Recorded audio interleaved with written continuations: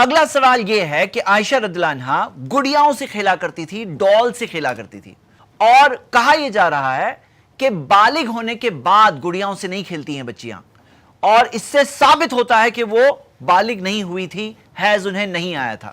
سب سے پہلے اس حدیث میں کہیں یہ نہیں دیا ہے کہ حیض نہیں آیا تھا، بالغ نہیں ہوئی تھی۔ یہ ایک استدلال ہے، ایک ڈیڈکشن ہے جو کسی نے کیا ہے کہ گڑیاؤں سے کھیل رہی ہیں یعنی کہ حیض نہیں آیا ہے۔ یہ ڈیڈکشن کہاں سے آیا؟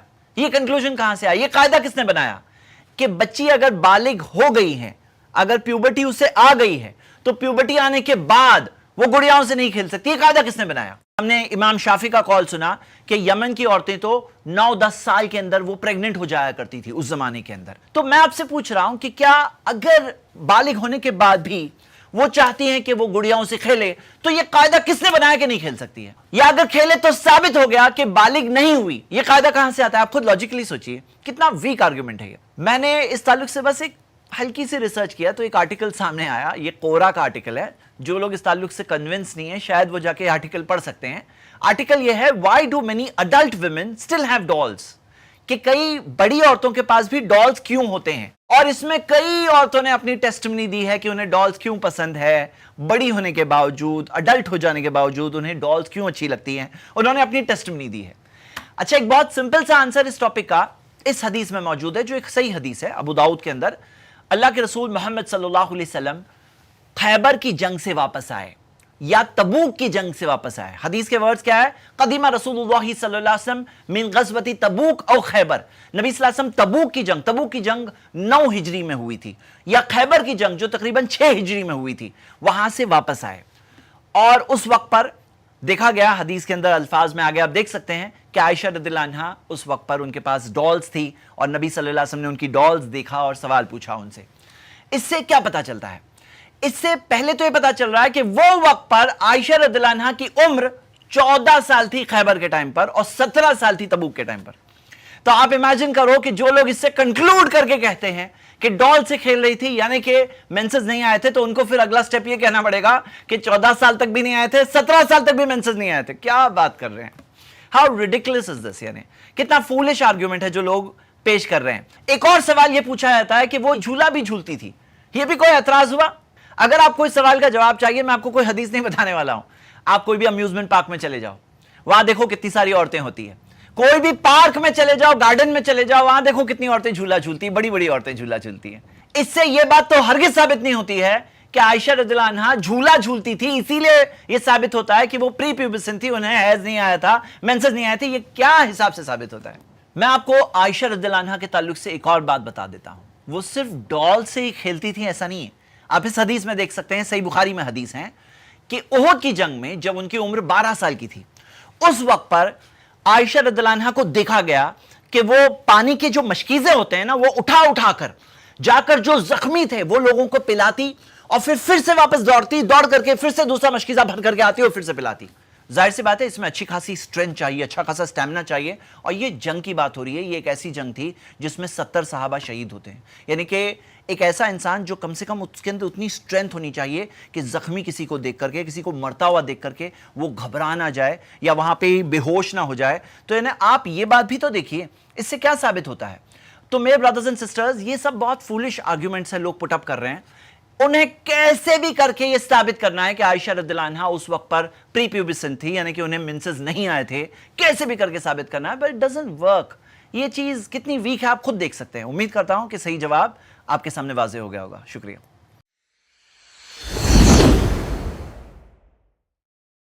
اگلا سوال یہ ہے کہ حافظ ابن حجر العسقلانی نے رحمہ اللہ نے یہ کہا ہے کہ عائشہ رضی اللہ عنہا ڈال سے کھیلا کرتی تھی، اور اس سے یہ بات پتا چلتی ہے کہ وہ پیوبرٹی تک نہیں پہنچی تھی۔ تو میں آپ سب کو اس کے جواب میں سب سے پہلے یہ بات بتاؤں کہ ہمارے لیے پروف کیا ہے، مسلمز کے لیے پروف کیا ہے؟ مسلمز کے لیے پروف ہے قرآن، کہ اللہ کی کتاب قرآن میں کیا دیا ہوا ہے۔ مسلمز کے لیے پروف ہے پروفٹ محمد صلی اللہ علیہ وسلم سے ثابت شدہ صحیح حدیثیں۔ ہمارے لیے پروف ہے کہ صحابہ اکرام نے کیا کہا، ان کا کیا فہم تھا، ان کی انڈرسٹینڈنگ کیا تھی۔ جہاں تک یہ کہنا کہ فلاں اسکالر نے یہ کہا، تو فلاں اسکالر کو ہم بالکل رسپیکٹ کرتے ہیں، لیکن ان کی بات پروف کے درجے تک تب پہنچے گی جب ان کی دلیل سامنے آ جائے کہ انہوں نے کس بنیاد پر، کس دلیل کے بیسس پر یہ بات کہی. دیکھیے ایک بات کلیئر رکھیے کہ اگر آپ کسی بھی ریلیجن پہ آبجیکشن اٹھاتے ہیں تو آبجیکشن اٹھانے سے پہلے یہ بہت ضروری ہے کہ وہاں کی میتھڈولوجی کیا ہے، طریقہ کار کیا ہے، وہاں کا منہج کیا ہے. اگر آپ وہاں کا منہج سمجھیں گے تو آپ ویلڈ کوسچن پوچھ پائیں گے، اور اگر آپ منہج نہیں سمجھیں گے تو آپ کا سوال ہی انویلڈ ہوگا. یہ بات کو ہمیں سمجھنا چاہیے. اور جو لوگ اس میں اعتراض اٹھاتے ہیں تو ان کو یہ بتانا چاہیے کہ نہیں، ہمارے نزدیک یہ ہے کہ کوئی بھی اسکالر نے کہہ دیا تو ہم آبجیکشن اٹھائیں گے. تو میں پہلے اس مسئلے کو واضح کر دیتا ہوں، پھر ایک کنکلوژن آپ کے سامنے رکھوں گا. دیکھیے اس مسئلے میں ڈال سے کھیلنا پیوبرٹی کے بعد، حیض آنے کے بعد کیا جائز ہے یا ناجائز ہے، تو اسکالرز میں اختلاف ہے. ایک طرف ایسے اسکالرز ہیں جیسے مثال کے طور پہ امام ابن حبان رحمہ اللہ، امام نسائی رحمہ اللہ، وہ لوگ کہتے ہیں ڈالز کے ساتھ کھیل سکتے ہیں. ان کی دلیل کیا ہے؟ وہ یہ کہتے ہیں کہ منع کرنے کی کوئی دلیل نہیں ہے، کوئی واضح دلیل نہیں منع کرنے کی. اور دوسری طرف ہمیں ملتا ہے بعض اسکالرز ہیں، اور حافظ ابن حجر نے اس بات کو ذکر کیا ہے کہ ڈال سے کھیلنا، یہ پتا چلتا ہے کہ وہ حیض تک نہیں پہنچی تھی، یعنی کہ ڈال سے کھیلنا حیض آنے کے بعد منع ہے. ان کا یہ کنکلوژن نکل رہا ہے. لیکن اس بات میں سب سے پہلے تو میں پوائنٹ آؤٹ کروں گا، جو یہ بات کہتے ہیں، کوٹ کرتے ہیں، وہ اس کے آگے کا کوٹیشن نہیں بتاتے ہیں، کیونکہ لاسٹ میں حافظ ابن حجر الاسقلانی نے یہ نوٹ کیا ہے کہ یہ ایک ایسی چیز ہے جسے فردر ڈسکس کرنے کی ضرورت ہے، یعنی جس کے اندر اور آگے اور باتیں کہی جا سکتی ہیں. کوئی حتمی اور فائنل اور کنکلوزیو بات انہوں نے اس طرح سے نہیں پٹ اپ کیا ہے. اب اس کے اندر دلیل کی روشنی میں دیکھیں گے تو ہم کنکلوڈ کریں گے کہ کس اسکالر کے پاس دلیل ہے، اور جس اسکالر کے پاس دلیل ہے اس مطابق ہم فیصلہ کریں گے. اور یہی طریقہ کار ہمیں ملتا ہے. تو یعنی کہ جو آبجیکشن اٹھایا جا رہا ہے کہ ڈال سے کھیلنا is equal to not reach puberty, یہ کنکلوژن رانگ ہے، اس کی کوئی دلیل نہیں موجود ہے. امید کرتا ہوں کہ آپ سوال کا جواب سمجھ گئے. ایک سوال یہ اٹھایا جا رہا ہے کہ اس حدیث میں ذکر ہے کہ عائشہ رضی اللہ عنہا ینگ ایج کی تھی، ینگ گرل ذکر ہے. صحیح بخاری کی آپ حدیث دیکھیں گے تو ٹرانسلیٹر نے ینگ گرل کہا ہے. تو کہا یہ جا رہا ہے کہ اس وقت پر عائشہ رضی اللہ عنہا کو حیض نہیں آیا تھا، مینسز نہیں آیا تھا. یہ کلیئر دلیل آ گئی کہ ان کو مینسز نہیں آیا تھا. Is it so? کیا ایسا ہے؟ آئیے چیک کرتے ہیں. جو حدیث بتائی جا رہی ہے وہ افک، جو سلینڈر کا واقعہ ہوا تھا عائشہ رضی اللہ عنہا کے اوپر، ایک سلینڈر کا واقعہ ہوا تھا، جس ٹائم پر ہم دیکھتے ہیں کہ اسلام میں وہ رولز اللہ کی طرف سے آئے تھے تاکہ انسانی سوسائٹی میں کسی بھی پاک دامن عورت کے اوپر جھوٹے الزام اگر کوئی لگاتا ہے تو اس کو 4 وٹنسز لانا ہوگا، آئی وٹنسز، اور نہیں ہے تو اس کو سزا نافذ کی جائے گی. تو یہ ایک لرننگ تھی جو پوری سوسائٹی کے لیے تھی اس ٹائم پر. اور اس واقعے کے دوران عائشہ رضی اللہ عنہا کے اوپر الزام جب لگایا گیا تھا، اس ٹائم کی بات ہے، نبی صلی اللہ علیہ وسلم نے ان کے تعلق سے پوچھا تھا، انکوائری کی تھی. تو اس انکوائری کے اندر جو ان کے ساتھ میں رہنے والی بریرہ رضی اللہ عنہا تھی، انہوں نے کہا انہا جاریۃ حدیثۃ السن، کہ وہ ایک ینگ گرل ہے، کم عمر ہیں. اور اس تعلق سے ہم دیکھتے ہیں ایک دوسری حدیث بتائی جاتی ہے، عائشہ رضی اللہ عنہا خود کے تعلق سے کہتی ہے کنتو جاریۃ حدیثۃ السن، کہ میں ایک ینگ گرل تھی، کم عمر والی. سب سے پہلے یہ جو سوال اٹھایا جاتا ہے اس کے اندر انہیں یہ سوچنا چاہیے تھا کہ یہ حدیث کس ٹائم کی ہے. یہ حدیث 5 یا 6 ہجری کی ہے، یعنی اس ٹائم پہ عائشہ رضی اللہ عنہا کی عمر 15 یا 16 سال کی تھی. تو آپ کیا یہ الج کر رہے ہیں 15-16 سال تک بھی ان کو مینسز نہیں آیا تھا؟ جس زمانے میں عورتیں 9 سال کے اندر، 10 سال کے اندر پریگننٹ ہو جایا کرتی تھی، جیسے کہ آپ نے امام شافعی کا سٹیٹمنٹ سنا ہے، تو اس زمانے کے اندر عائشہ رضی اللہ عنہا 15-16 سال تک بھی انہیں حیض نہیں آیا تھا. کیا آپ یہ کہہ رہے ہیں؟ نمبر 2، جو لوگ آبجیکشن اٹھاتے ہیں ٹرانسلیشن کے بیسس پہ آبجیکشن اٹھانے کی جگہ انہیں کم سے کم اتنا کرنا چاہیے کہ کوئی ڈکشنری میں جا کر میننگ تو دیکھو. What is the meaning of the word جاریہ؟ آپ خود دیکھ سکتے ہیں ڈکشنری کے اندر کیا دیا ہوا، فیمیل چائلڈ اور یوتھ اور فیمیل سرونٹ، یعنی کہ ایک فیمیل چائلڈ کے لیے بھی استعمال ہوتا ہے، جوان عمر کی لڑکی کے لیے بھی استعمال ہوتا ہے، اور سرونٹ کے لیے بھی استعمال ہوتا ہے. اور سرونٹ کے تعلق سے میں اور ایک انٹرسٹنگ بات بتاتا ہوں کہ اس ڈکشنری کے اندر آپ دیکھیے الامۃ وان کان عجوزا، کہ ایک سرونٹ چاہے وہ بوڑھی کیوں نہ ہو تو بوڑھی کے لیے بھی جاریہ ورڈ یوز ہوتا ہے. تو آپ یہ دیکھیے یہ ورڈ سے ثابت نہیں ہوتا کہ انہیں مینسز نہیں آئے تھے. اب جہاں تک یہ سوال ہے حدیثۃ السن یعنی کہ کم عمر، تو یہ حدیثۃ السن کا مطلب ہے نو عمر، جیسے ہوتے ہیں نوجوان ہم کہتے ہیں نو عمر. دیکھو کم عمر اگر آپ بچے کے لیے استعمال کرو یعنی کہ کم عمر، نو عمر یعنی کہ 1-2 سال کا بچہ ہے. لیکن جوانی تک پہنچنے کے بعد جو نوجوان ہوتا ہے، یعنی جوانی تک پہنچنے کے بعد بس نوجوان ہے، تو اس کے لیے حدیثۃ السن. اگر آپ ایک اور حدیث دیکھنا چاہتے ہیں تو خوارج کے تعلق سے حدیث آتی ہے. خوارج جو بہت ہی ڈینجرس اور گمراہ فرقہ تھا، نبی صلی اللہ علیہ وسلم نے فرمایا حدثاء الاسنان، یہ جمع ہے، پلورل ہے، حدثاء الاسنان، کہ وہ سب کم عمر ہوں گے. تو کیا یہ مطلب ہے وہ لوگ نابالغ ہوں گے؟ یہ کم عمر ہوں گے، اس کا مطلب کیا ہے کہ وہ یوتھ ہوں گے، नौजवान होंगे, उसका यह मतलब है। तो हम यह देखते हैं ये वर्ड से साबित बिल्कुल कोई एंगल से नहीं होता कि वो मेंसेस तक नहीं पहुंची थी। और आप इसके ताल्लुक से भी सोचिए, उनके ऊपर इल्जाम लगाया गया था, स्लैंडर किया गया था, तो नबी सल्लल्लाहु अलैहि वसल्लम तो ये भी कह सकते हैं ये तो बेचारी नाबालिग बच्ची है, इसकी स्लैंडर करके मतलब नहीं है। ये इल्जाम कितने फूलिश है आप खुद अंदाजा लगा सकते हैं। चैलेंज क्या किया गया था कि जो लोग ये साबित करना चाहते हैं किसी तरह से कि आयशा रदियल्लाहु अन्हा नाबालिग थी, उनको कोई क्लियर हदीस तो मिलती नहीं है। तो मिल क्या रहा है? ये सब मिल रहा है। अच्छा, मैं एक और एतराज बता दूं, इसमें यह भी एतराज लगाते हैं कि उस जमाने में जो आयशा रदियल्लाहु अन्हा को पालकी में जो उठाया गया, जो डोली में उठाया गया, तो उनका वजन बहुत कम था। तो बोले इससे साबित होता है, वजन इतना कम था, इससे साबित होता है कि वो नाबालिग थी। तो क्या किसी जवान लड़की का वजन कम नहीं हो सकता है? और काश के वो इस हदीस की फर्स्ट लाइन खाली पढ़ लेते थे, और बल्कि वो लोग जिक्र करते हैं लेकिन ओनली ट्रांसलेशन पढ़ते हैं ना, तो उनके माइंड में क्वेश्चन आता है, वो कानत निसाउ इज़ा ज़ाका खिफाफन, कि औरतें उस जमाने में हल्की फुल्की हुआ करती थी। तो औरतों की बात है, निसा, निसा का वर्ड लड़की में ही है, प्री प्यूबर्सन गर्ल नहीं है, नाबालिग लड़की नहीं है, निसा यानी औरतें। तो ये एतराज भी बिल्कुल फूलिश एतराज है। और आप ये एतराजों से ये देख सकते हैं कितने डेस्परेट है टू प्रूव समथिंग, यानी जो चीज प्रूफ नहीं है कैसे भी तोड़ मरोड़ करके, यानी दीज आर फेक क्वेश्चंस। यानी ये जो सवाल है ना, कोई जेन्युइन सवाल नहीं है जिसका हम लोग अच्छी तरह से समझे कि okay this is a genuine question, उसका थोड़ा जवाब दे। ये ऐसे फेक क्वेश्चन है कि जवाब देने में मुझे ऐसा लग रहा है कि मैं क्या कर रहा हूं ऐसे सवालों का जवाब देकर।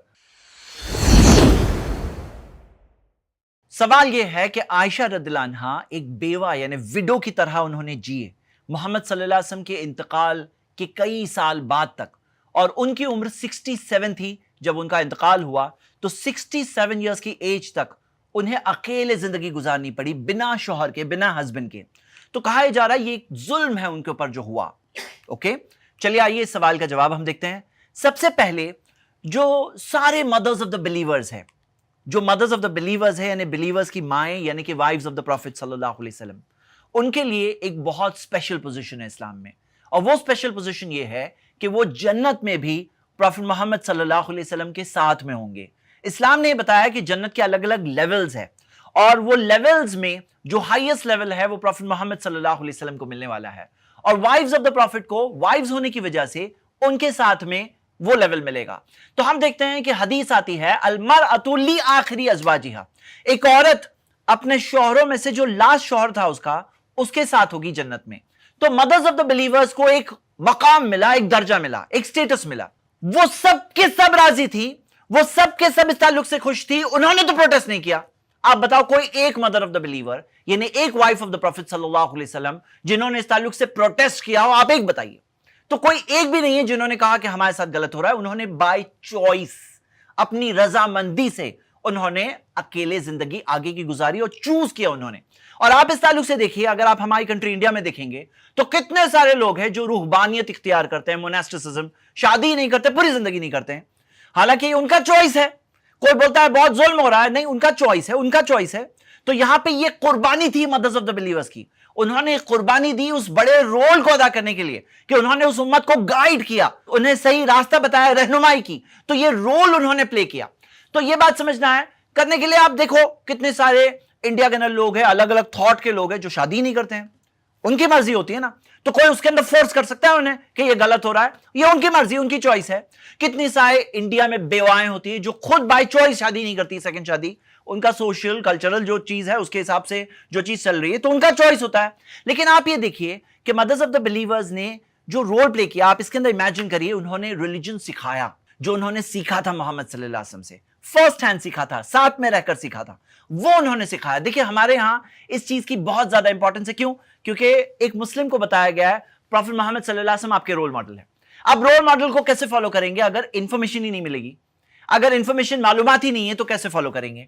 तो वो इंफॉर्मेशन मिलने में कई सारे लोगों ने रोल प्ले किया, और घर की इंफॉर्मेशन देने में मदर्स ऑफ द बिलीवर्स ने रोल प्ले किया। उनमें सबसे बड़ा रोल हम देखते हैं आयशा रदियल्लाहु अन्हा ने प्ले किया कि उन्होंने वो इंफॉर्मेशन बताई। हमें 2210 हदीसें मिलती है उनसे, जिसमें हमें मालूमात मिलती है कि उन्होंने क्या क्या देखा प्रॉफिट मोहम्मद सल्लल्लाहु अलैहि वसल्लम के ताल्लुक से। अब अगर आप सोचो कि उन्हें इतनी लंबी उम्र नहीं मिलती, सोचो कि मोहम्मद सल्लल्लाहु अलैहि वसल्लम के इंतकाल से पहले ही उनका इंतकाल हो जाता या चंद सालों में ही इंतकाल हो जाता, तो जो बेनिफिट होता बहुत लिमिटेड होता।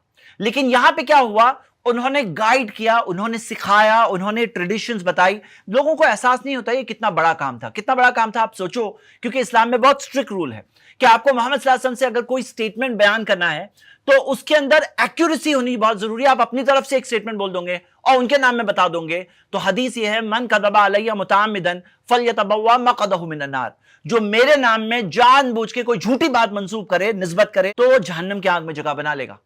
فلیتبوأ مقعدہ من النار, تو جہنم کی آگ میں جگہ فکس ہو جائے گی اگر جھوٹی بات بیان کر دی, ایک لائن بھی بول دی, اپنی طرف سے بول دیے, ایک لائن بھی بول دیے, تو وہ بات ایک اتنا بڑا گناہ ہے. تو ہم دیکھتے ہیں کوشن کی بات ہوتی ہے, تو ہم دیکھتے ہیں کہ عائشہ رضی اللہ عنہا نے یہ رول پلے کیا. اور فقہ, واٹ از فقہ؟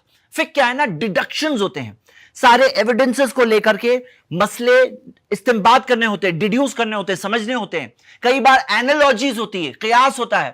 تو عائشہ رضی اللہ عنہا کے کئی سارے فتوے ملتے ہیں, ان کے کئی سارے کنٹریبیوشنز ملتے ہیں.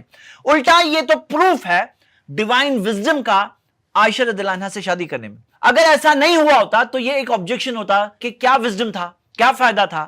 لیکن یہاں پہ فائدہ سب کے سامنے ہے موجود, جو وہ دیکھ سکتے ہیں. اب آپ امیجن کرو اگر ان کی شادی دوسروں سے ہوتی تو ایز وائف وہاں پہ انہیں رسپانسبلٹیز ادا کرنی ہوتی, اور امت کی نظروں میں وہ respect as wife of the prophet پھر وہ باقی نہیں رہتی. اب یہاں پہ مدر کا جو سٹیٹس ملا, اس سے کیا ہوا, لرننگز فلو ہوئی. صحابہ کئی بار جب ڈسٹربڈ ہوتے تھے چیزوں کے تعلق سے, سوال پوچھتے تھے انہیں, اور محمد صلی اللہ علیہ وسلم نے جب میسج سکھا کر اس دنیا سے وہ رخصت ہوئے, تو انہوں نے یہ رسپانسبلٹی جو دی لوگوں کو, اس میں بہت بڑی رسپانسبلٹی ہے اہل بیت کی, دو فیملی آف دا پروفٹ صلی اللہ علیہ وسلم کی. آخر میں ایک سوال پوچھوں گا کہ محمد صلی اللہ علیہ وسلم جو تھے نا, ہمارے پروفٹ تھے, ان کا درجہ و مقام ہمارے والد سے بھی اوپر ہے, فادر سے بھی اوپر ہے. یہ بتاؤ کیا کوئی اپنے والد, فادر کی بیوی سے فادر کے انتقال کے بعد شادی کر سکتا ہے؟ آپ یہ سوچو. تو ان کا جو مقام اور مرتبہ جو ہمارے نزدیک ہے, تو ظاہر سی بات ہے ان کی وائفز جو ہے, جو مدرز آف دا بلیورز ہے, امہات المومنین, مومنوں کی ماؤں کو اتنا بڑا مقام ملے گا جنت میں, جو سب سے اونچا مقام, جس کے تعلق سے وہ خوش راضی تھی. ان کی نیکیوں کا انہیں ڈبل اجر ملے گا, اور اتنا زیادہ رسپیکٹ, اتنا بڑا لقب کہ یہ مدرز آف دا بلیورز ہے, مومنوں کی مائیں ہیں. میں امید کرتا ہوں کہ آپ سوال کا جواب سمجھ گئے. شکریہ.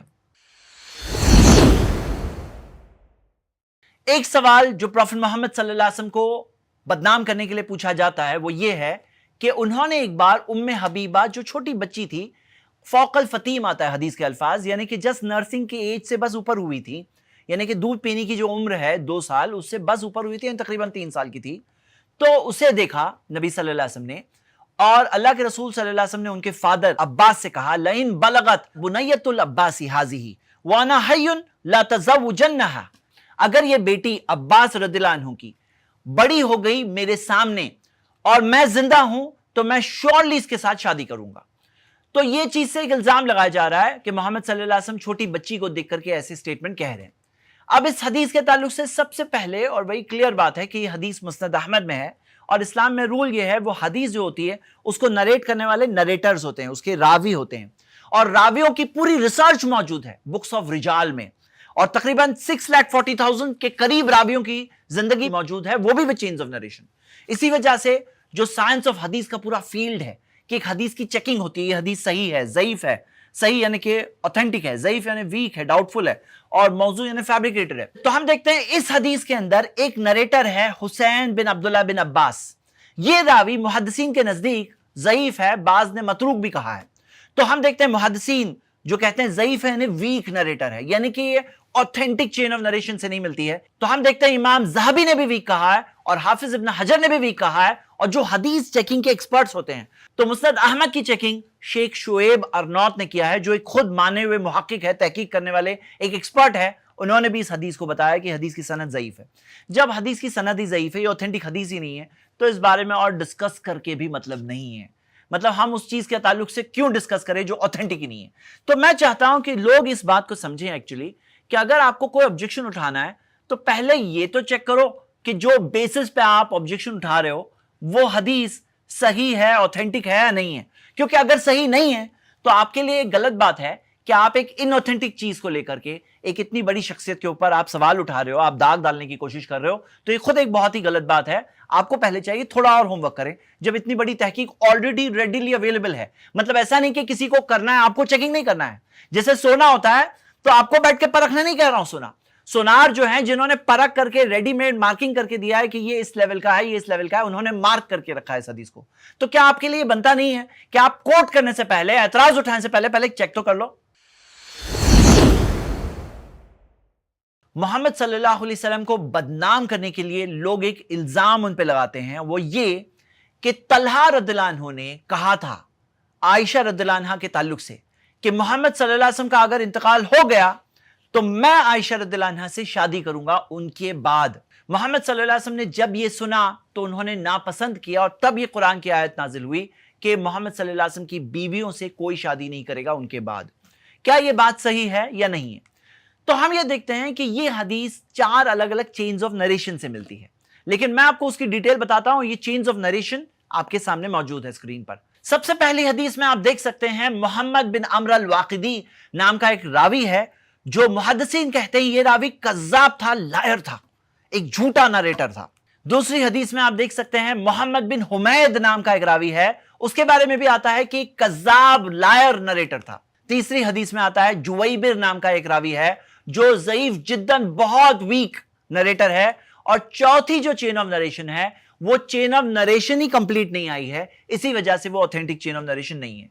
ये 4 चेन्स ऑफ नरेशन है और चारों के अंदर ये प्रॉब्लम है, और ये प्रॉब्लम्स जिन बेसिस पे है वो बेसिस बुक्स ऑफ रिजाल, यानी बुक्स ऑफ रिजाल के अंदर वो रावियों की जो इंफॉर्मेशन है विद चेन्स ऑफ नरेशन, जो उनके बारे में रूलिंग्स है, जो जजमेंट्स है, और वो रावियों के बेसिस पर हम देखते हैं कि सारी हदीसें वो रावियों की चेक की जाती है। तो कोई कोइंसिडेंस की बात नहीं है कि इस हदीस के अंदर ऐसे नरेटर्स है, यानी कि ये बात ऑथेंटिक और साबित शुदा नहीं है। तो मैं यहां पे यही बात कहूंगा कि कोई भी बात कहने से पहले वो सही बात है या नहीं है वो चेक करना लाजिम है, और अगर आपके पास चेकिंग नहीं है तो खामोश रहो कम से कम। देखिए, दुनियावी तौर पे हम सब ये बात समझ सकते हैं कि कोई लायर है, कोई झूठा सोर्स है। जैसे मिसाल के तौर पे कुछ वेबसाइट्स होती है ना जो क्लिक बेट्स के तौर पे कुछ भी थंबनेल लगाते हैं, अंदर कुछ होता है, बस वो चाहते हैं कोई क्लिक करे और अंदर कोई चीज नहीं होती है। अगर उसके बेसिस पे कोई खबर पढ़ के थंबनेल देख करके बोले कि मैंने ये देखा और कहे प्रोपेगेंडा करें, हम कहें कि तुम बेवकूफ हो क्या? कोई चीज कहने से पहले क्या तुम्हें चेक नहीं करना चाहिए? तो ये वैसी ही बात है, और मैं यही कहूंगा ये तो ऐसी बात है कि कोई सोना बोल करके फेक चीज दे रहा है लोगों को। अब लोगों को जिन्हें मालूम नहीं है, जिन्हें परखने नहीं आता है, वो कहेंगे शायद ये सोना है और लेकर के उसको वैल्यू करेंगे, लेकिन हकीकत में क्या है, ये एक फेक चीज है और ये फेक इंफॉर्मेशन है। बहुत सारी फेक इंफॉर्मेशन जो लोग फैलाते हैं उसमें से ये भी है। उम्मीद करता हूं कि लोग कम से कम एक स्टैंडर्ड डेवलप करेंगे। कोई चीज में अगर सवाल भी उठाना है तो कम से कम एक वैलिड सवाल होना चाहिए जो कोई ऑथेंटिक सोर्स से आया हुआ हो। उम्मीद करता हूं कि आप सवाल का जवाब समझ गए। एक सवाल ये किसी ने उठाया है कि मोहम्मद सल्लल्लाहु अलैहि वसल्लम को जो ख्वाब आया था और ख्वाब में कहा गया हादिही इमरातुक, ये ख्वाब 2 बार आया। सही बुखारी में हदीस मौजूद है कि ये तुम्हारी बीवी है, आयशा रदियल्लाहु अन्हा के ताल्लुक से। वो हिस्टोरिकल सोर्सेस कोट करके बताते हैं कि यहां पर देखा जाता है कि खौला रदियल्लाहु अन्हा ने सजेस्ट किया था नबी सल्लल्लाहु अलैहि वसल्लम को कि आप आयशा से शादी करें। वो कहते ख्वाब नहीं, खौला से आया था, ख्वाब से नहीं आया था, खौला से आया था। सबसे पहले तो क्या ये सवाल है, क्या ऐसा नहीं होता है कि ख्वाब फुलफिल होता है इंसानों के जरिए? कोई चीज ख्वाब में आई थी, वो ख्वाब में, नबियों की जो ख्वाब है वो अल्लाह की तरफ से है, तो अल्लाह की तरफ से ख्वाब में एक बात आई थी और वही चीज इंसानों में से हैपनिंग्स में, आगे होने वाले इवेंट्स में खौला रदियल्लाहु अन्हा ने फिर सजेस्ट किया। क्या ये दोनों सही नहीं हो सकते हैं? क्या ये कहना ये सही है या ये सही है, ऐसा बनता है यहां पे?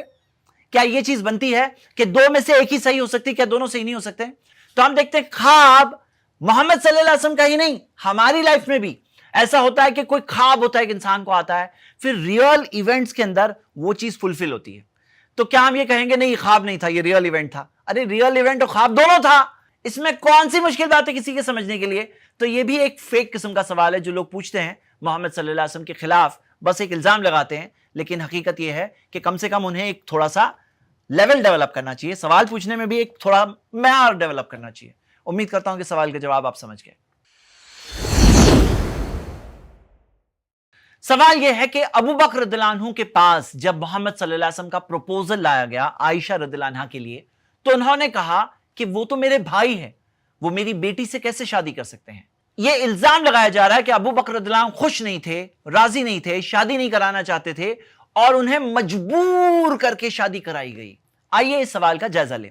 सबसे पहली बात यह है कि मोहम्मद सल्लल्लाहु अलैहि वसल्लम ने जो एक ब्रदरहुड कायम किया था اور वो ब्रदरहुड में अबू बकर रज़ियल्लाहु अन्हु एक तरह के ब्रदर थे नबी सल्लल्लाहु अलैहि वसल्लम के। वो ब्रदरहुड के अंदर एक बात समझ लीजिए कि इस्लाम ने इस चीज को वाज़े किया है कि जो रियल ब्रदर्स है ना, जो खून का ब्रदरहुड है, वो ब्रदरहुड में कुछ रूलिंग्स आती है कि मिसाल के तौर पे जो भाई है, रियल भाई है, उसकी बेटी से शादी नहीं कर सकते हैं। लेकिन जो मुंह बोले भाई होते हैं, ये जो मुंह बोले रिश्ते होते हैं, जो मुंह बोला भाई है उसकी बेटी से शादी नहीं हो सकती, ऐसा नहीं है। तो हमें समझना है कि कुछ प्रोहिबिशंस है जो इस्लाम में मना है, और जो हलाल है वो हलाल है, वो क्लियर है, जो हराम है वो हराम है, वो भी क्लियर है। बुखारी के हदीस में आता है कि जब अबू बकर रज़ियल्लाहु अन्हु ने कहा इन्नमा अना अखूक, कि मैं तो आपका भाई हूं, तो मोहम्मद सल्लल्लाहु अलैहि वसल्लम ने फरमाया अंता अखी फी दीनिल्लाह व किताबिही, आप मेरे भाई हो अल्लाह के दीन में, अल्लाह की किताब के मुताबिक, वही अली हलाल, लेकिन वो मेरे लिए हलाल है। ये एक ऐसा स्टेज था कि मक्का के अंदर का दौर था, मोहम्मद सल्लल्लाहु अलैहि वसल्लम मक्का में थे, अबू बकर रज़ियल्लाहु अन्हु भी मक्का में थे, और रिलीजन की तालीमात आहिस्ता आहिस्ता आई, जो इस्लाम की तालीमात जो आहिस्ता आहिस्ता आई, उसके अंदर अपना एक बहुत बड़ा विजडम है। वो तालीमात जो ग्रेजुअली आ रही थी, उसके अंदर कई बार ऐसा होता है लोग सवाल पूछते हैं। और आप एक बात समझ सकते हैं कि देखिए, एक बेहतरीन टीचर जो होता है ना, वो सब चीज एक साथ में नहीं सिखाता है। एक बेहतरीन टीचर जो होता है स्टेप बाय स्टेप सिखाता है। एक बेहतरीन टीचर इंटरैक्टिव तरीके से स्टूडेंट्स को सिखाता है। दुनियावी टीचर्स की मैं बात कर रहा हूं, सवाल पूछता है और फिर जवाब देता है, और बच्चों को सवाल पूछने देता है, उनके जवाब में बात सिखाता है। अल्लाह सुब्हानहू तआला ने जो दीन भेजा इस्लाम, वो तालीमात मोहम्मद सल्लल्लाहु अलैहि वसल्लम को 23 इयर्स के पीरियड में ग्रेजुअली नाजिल हुई, आहिस्ता आहिस्ता आयतें नाजिल हुई। कुरान में आता है लिनुसब्बित बिही फुआदक, ताकि आपके दिल को मजबूती मिले। उसके अंदर हम देखते हैं ये एक स्टेज था कि अबू बकर रज़ियल्लाहु अन्हु के लिए क्लियर नहीं था कि ये जो भाई होते हैं, जो मुंह बोला भाई है, क्या उसकी बेटी से शादी हो सकती नहीं हो सकती है। तो उन्होंने एक वैलिड सवाल पूछा, बस जब उन्हें जवाब मिल गया वो सेटिस्फाई हो गए। अगर वो सेटिस्फाई नहीं हुए होते, अगर वो मुतमईन नहीं हुए होते, तो कोई और सवाल पूछे होते। इससे क्या बात पता चलती है कि उनका सवाल एक रिलीजियस सवाल था। रिलीजन के एतबार से उनके लिए जब बात ये क्लियर हो गई कि मैरिज के मामले के अंदर अलग है, जो दीन के रिलीजन के जो ब्रदर्स होते हैं, ऐसा नहीं है कि मैरिज के ताल्लुक से वो रियल ब्रदर वाला मामला हो जाता है उसके साथ। बाज लोग ऑब्जेक्शन लेने के लिए लेते हैं कि नहीं, मुंह बोला भाई भी हो, दीनी भाई भी हो, तो उसके साथ भी उसकी बेटी से कैसे शादी कर सकते हैं। लोग कहते हैं अगर ऐसा होता तो लोग दीनी भाई बनाने में डरते कि लोगों को दीनी भाई बनाएंगे तो कल जाके सारी चीजें वैसी हो जाएगी, विरासत में भी आकर के लोग शेयर मांगेंगे, उनकी बहन से शादी नहीं हो सकती, बेटी से शादी नहीं हो सकती, ऐसे बहुत सारे मसाइल होते हैं। तो विजडम है इसके अंदर कि मुंह बोले भाई की भी अहमियत है, जो दीनी भाई है उसकी भी अहमियत है, लेकिन वो अहमियत को खराब नहीं करना चाहिए कि उसके अंदर कोई ये समझे कि जो चीजें हलाल है वो भी हराम बन गई, कि आपने भाई बना दिए ना तो कई सारी चीजें इसके अंदर मना हो जाएगी। ऐसा नहीं है। तो इसकी विजडम हमें समझना चाहिए। और एक बात सोचो कि अगर अबू बकर रज़ियल्लाहु अन्हु नहीं खुश होते तो क्या जो रुखसती से पहले का टाइम है वो टाइम में वो कभी नहीं बोलते? क्या ऐसा होता कि वो खुश थे, राजी थे? और कई हदीसें आपको इस बारे में मिलेगी कि वो अपनी बेटी की तरबियत किया करते थे। अगर ऐसा होता कि आयशा रज़ियल्लाहु अन्हा खुद नबी सल्लल्लाहु अलैहि वसल्लम से कभी कोई सवाल पूछती या कोई ऐसी चीज होती जिससे कभी भी थोड़ी भी तकलीफ हो सकती है नबी सल्लल्लाहु अलैहि वसल्लम को, तो अबू बकर रज़ियल्लाहु अन्हु अपनी बेटी को करेक्ट करने में बहुत आगे आगे होते और बहुत अच्छी तरह से तरबियत करते। तो क्या आपको इससे ये बात समझ में आ रही कि वो राजी नहीं थे, बल्कि वो राजी थे, खुश थे? और आप अगर अरब कल्चर समझेंगे तो अरब कल्चर के अंदर इज्जत मिलती है अगर रिश्ते कायम होते हैं।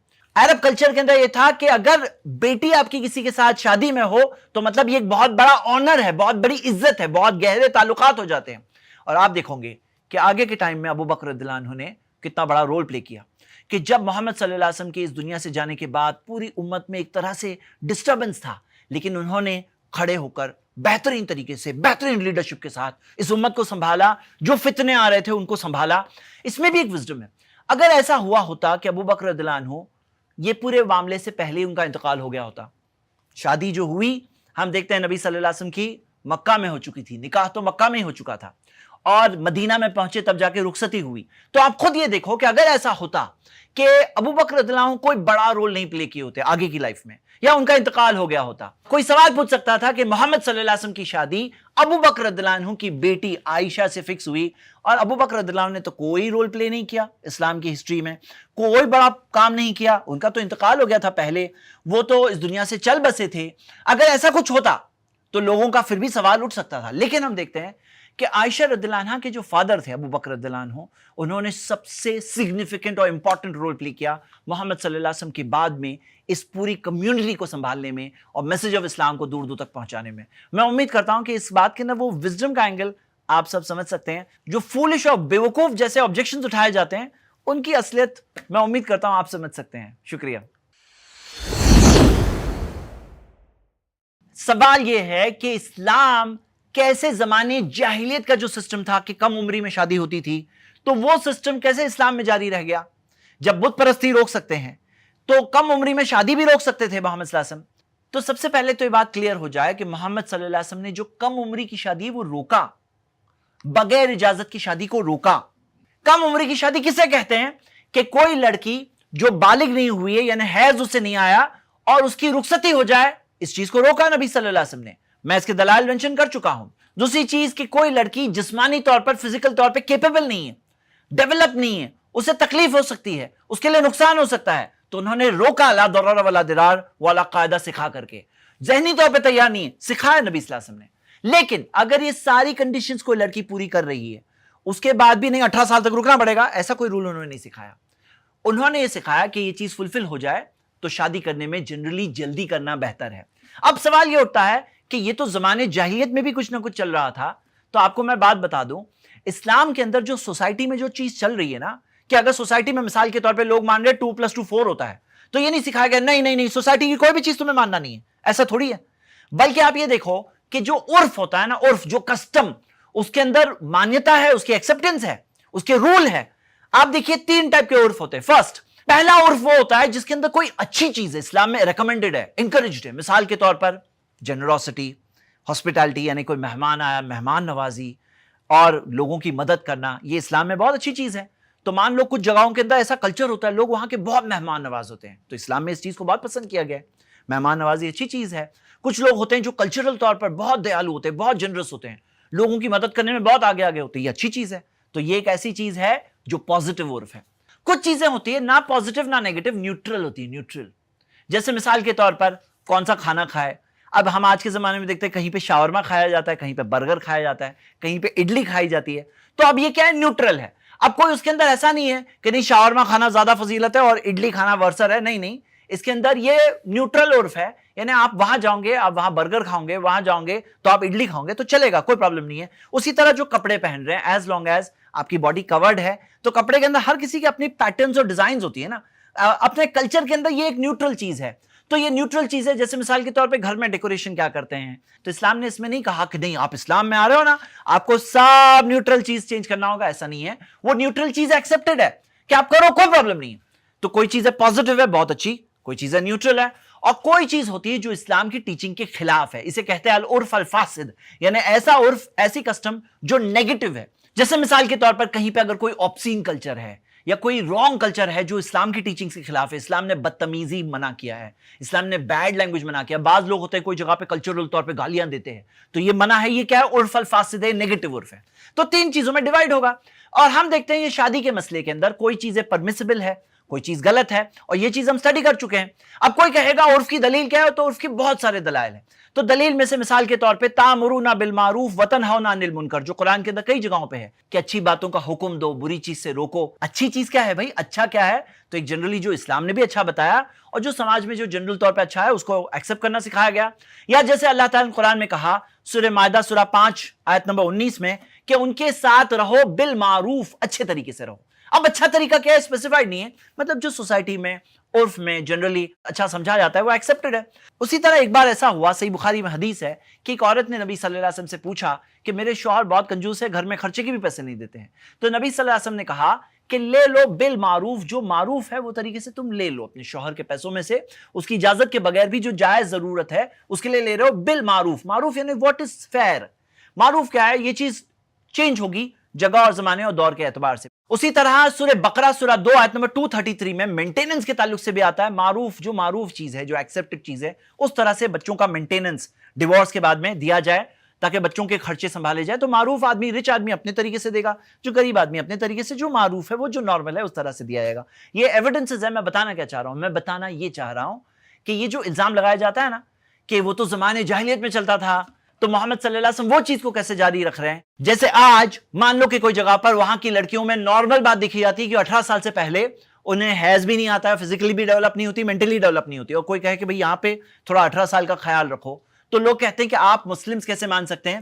تو ہم یہ بات مانتے ہیں کہ جو معروف ہے، معروف وہ بات کے مطابق چل سکتے ہیں، جو معروف ہو، اور جو سٹینڈرڈ اسلام نے بتایا کبھی کہیں پہ کم بھی ہو سکتا ہے، زیادہ ہو سکتا ہے۔ ایک گھر میں لڑکی جلدی بالغ ہو گئی، 2 بہنوں میں ہو جاتا ہے کہ ایک بہن جلدی حیض آ جاتا ہے، دوسرے کو لیٹ آتا ہے، تو یہ ساری چیزیں دیکھنا ہے اور یہ ساری چیزوں کے حساب سے فیصلہ کرنا ہے۔ امید کرتا ہوں کہ یہ اسلام کا قاعدہ آپ لوگ اس سوال کے جواب میں سمجھ چکے ہوں گے انشاءاللہ۔